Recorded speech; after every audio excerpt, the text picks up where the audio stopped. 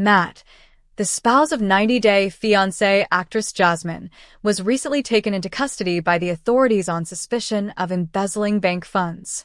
Matt stood firm when accused, saying, "I am in no way involved in this crime."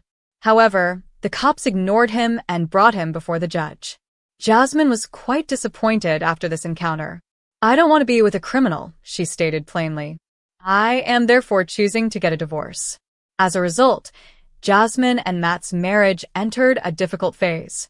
The distinction between heartbreak and glitter is sometimes muddled in the reality TV industry.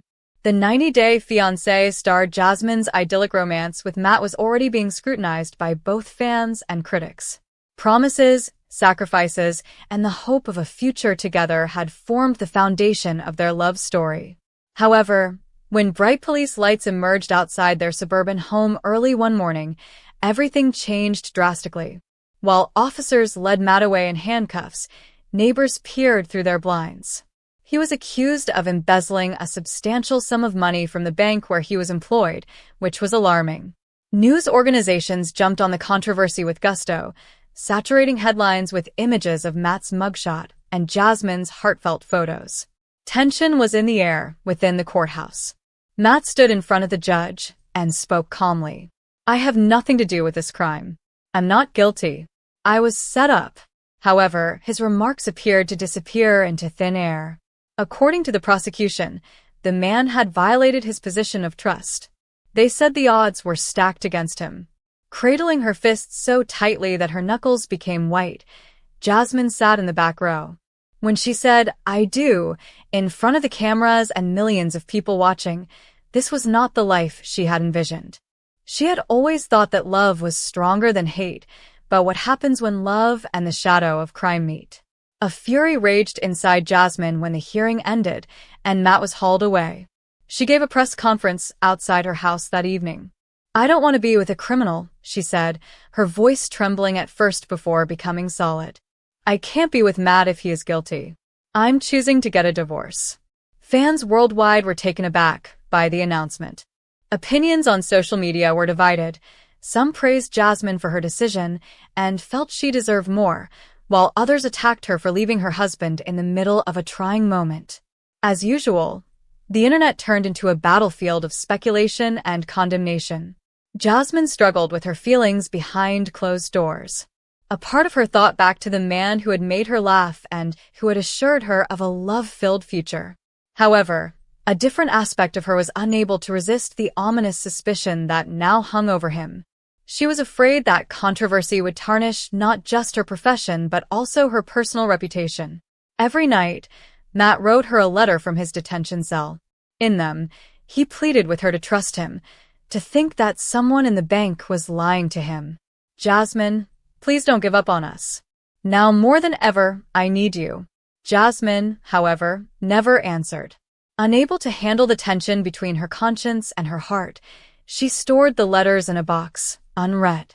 Months passed. The trial was drawing nearer. Jasmine made her decision final when she filed for divorce. It was a step toward her regaining her freedom and preserving her reputation. For Matt, it was the ultimate betrayal, evidence that love was brittle, ephemeral, and contingent on accusations. The start of their romance was previously caught on tape by 90-Day Fiancé. Now, its demise was documented in headlines. What should have been a happily ever after chapter had instead become one of separation, scandal, and heartache. Ultimately, Jasmine left with her honor but also a persistent pain that love, no matter how intense, could not endure in the face of mistrust. Matt's life continued to fall apart piece by piece as he was embroiled in legal disputes. As a result, their once celebrated marriage entered a dark chapter, serving as a warning to the public that real lives may fall apart in quiet and grief behind the glitz of reality TV. But the sky was illuminated with shades of crimson and gold by the gentle warmth of the Panamanian sunset. Jasmine Pineda gazed out toward the horizon while standing on her balcony. Although there was a hint of ocean aroma in the breeze, her heart was restless. Weeks had gone by since the heated arguments, cruel remarks, and mistrust that almost caused her and Gino Palazzolo to fall apart. The reality was that she still loved him, even though she had vowed never to let herself be vulnerable again. Meanwhile, Gino was sitting at his kitchen table in Michigan, thousands of miles away, looking through old pictures on his phone. It seemed like another lifetime as he and Jasmine looked at photos of themselves together, laughing, holding hands, and touring Panama. Despite the hurt and miscommunications, he was unable to let her go. He had a strong, silent, and unyielding affection for her. Gino typed a note one evening while his hands were shaking. I am aware of my hurt, Jasmine. However, my life would be impossible without you. Could we try again? This time, he was surprised when Jasmine didn't leave him on read. After what must have been an hour of contemplation, she answered. I'm not sure, Gino. You betrayed my confidence. However, I still miss you in part. All he needed was that. Determined to defend their relationship, Gino quickly booked a journey to Panama. Jasmine's emotions soared when she saw him exit the cab in front of her apartment. She had promised herself that she would be tough, even icy, but seeing him again made her vulnerable. Gino gazed at her as if she were the only person in the world, his baseball cap slightly cocked, his uncomfortable but genuine energy, and his well-known nervous smile. His voice cracked slightly when he said, Hello, Jasmine. Hello, Gino, she said in a tone that was both protective and yearning. They embraced for the first time in months. Although it wasn't ferocious or intense, it was genuine. A truce without words. The days that followed were difficult. Jasmine insisted on whole, unadulterated honesty. She wanted him to talk about his shortcomings, his blunders, and his insecurities. Gino responded by pleading for pardon and tolerance. They quarreled, they wept, and they laughed once more. They strolled around Casco Viejo, Panama City's historic district, one afternoon. Gino grabbed her hand as they walked past vibrant colonial buildings. She initially resisted, dragging herself away. However, she surprised herself by putting her fingers in his a few minutes later. She looked forward and remarked, Gino, you make me so angry. But I can't stop loving you either. Gino halted his stride and faced her. I don't want to be flawless, Jasmine. All I want is to be the man who brings you joy. Give me another chance, please. Her eyes briefly filled with tears. She was aware of the weight of their past, including the arguments, distrust issues, and jealousy, but she could also feel the unmistakable chemistry that kept them coming together. Gino prepared a simple spaghetti dish for her that night in her apartment. Although she secretly admired the effort, Jasmine made fun of him for using too much garlic. The tension between them eased when they relaxed on the couch after dinner. She said softly, Do you really think we can fix this? Gino held her hand and whispered, I don't just think we can. If we both want it, I'm sure we can. The murmur of the city outside was the only sound to break the stillness. At last, Jasmine rested her head on his shoulder and leaned into him. She felt safe for the first time in months. They put a lot of effort into fixing what was damaged throughout the ensuing weeks. Together, they attended therapy sessions, talked candidly about their anxieties, and made promises, not just platitudes.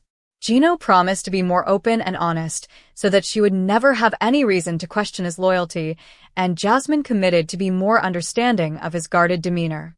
Jasmine said, I don't know the future, Gino, one evening beside the beach under a starry sky. But I want to give it a shot now. I desire us. And Gino said, That's all I've ever wanted too, while crying. The conclusion wasn't a happy one. They were aware of the obstacles that lay ahead, including cultural disparities, family beliefs, and past traumas. However, one thing was certain as they stood there holding hands and watching the waves roar against the coast.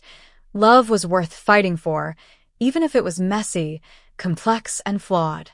Furthermore, this was just the start of Gino and Jasmine's second opportunity. But in Panama City, the day was muggy. Jasmine Pineda was standing on the balcony, drinking iced tea, when the sun began to slowly set, leaving golden streaks across the terrace. She was pacing restlessly, her long dark hair cascading over her face as she nervously repeated what Gino had said earlier. Jasmine, I require you to sign a prenuptial agreement before we proceed with the wedding.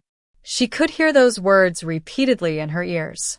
Love, passion, dedication, and loyalty was everything to Jasmine. But cash? Paperwork? Agreements? That felt more like business than romance to her.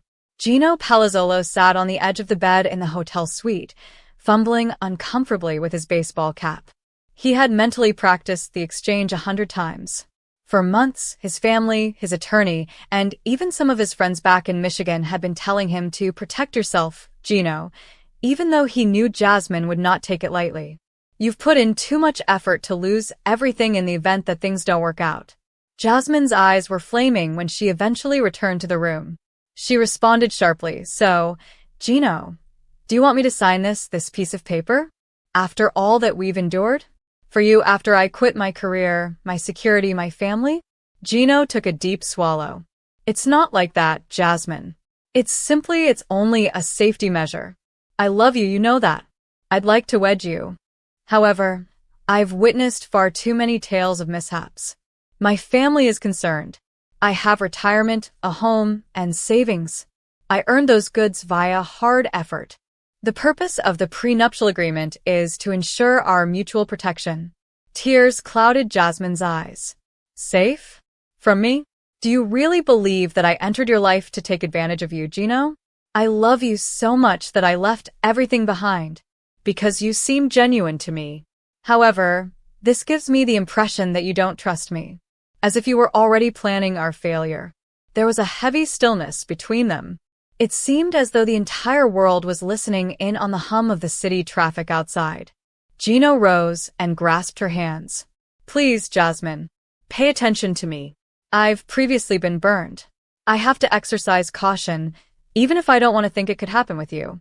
This does not imply that you are a bad person in my opinion. It simply provides clarity for both of us. This prenuptial agreement won't even be relevant if we make it, which I think we will. Jasmine withdrew her hands. What hurts the most, do you know? Because you are unaware of the extent of my sacrifices. You have no idea how many times I've been criticized and told that I was just with you for the money. I stood up for you, Gino. I assured them that love is not affected by riches, age, or appearances. You're proving them correct now. You're saying that in order to demonstrate my allegiance, I must sign something. Doesn't my love suffice? Her words made Gino's heart hurt. He had no desire to harm her. He was aware that one of the things he admired most about Jasmine was her intense passion, ferocity, and emotional depth. However, he was also aware of her pride, thus it was hurtful to ask her to sign such a document. Perhaps I was wrong to bring it up in this way, Gino muttered. Perhaps I ought to have given a clearer explanation. It has nothing to do with doubting you. It's about ensuring that neither of us suffers more harm than necessary, regardless of what occurs. The nature of relationships can be uncertain. You are aware of that. All I'm trying to do is be intelligent. Jasmine's voice wavered as she wiped away her tears. Gino, do you want a real marriage or a smart one? As I am unable to give you both. My love is a disaster. It's crazy. There is no contract that specifies it. Perhaps you're marrying the wrong woman if you're looking for assurances. Gino was hit like lightning by her words. They were silent for a long time. There were many unsaid anxieties in the air. Was their dream over before it had even started? At last, Gino extracted the prenuptial documents from the drawer. He glanced at Jasmine, then at them. Perhaps it's not worth it if this is the cost of losing you. Jasmine's gaze grew softer. It was not what she had anticipated. Her voice broke as she took a step closer. Gino, please don't discard anything for me. All I want is your trust. To have faith in us. Because we will never succeed in our marriage if we begin it with skepticism. Gino grasped her hands once more firmly this time. Then let's agree to something. Put the papers away. The only agreement we shall require is our love. Jasmine shed some tears, but they were tears of relief this time. Clinging to him as though letting go would mean losing everything, she put her arms around him. The outside world vanished in that embrace. All of the worries, uncertainties, and prenuptial agreements vanished into the background. The two of them, persevering and prepared to take on any obstacles that could arise, was what counted. However, as the outside camera crew muttered to one another, it became evident that the drama was far from over. It was just the start. Greetings, dear viewers, greetings from my channel. I'm Amelia. I hope you're having a great day. Remember to subscribe to the channel if you enjoy the video.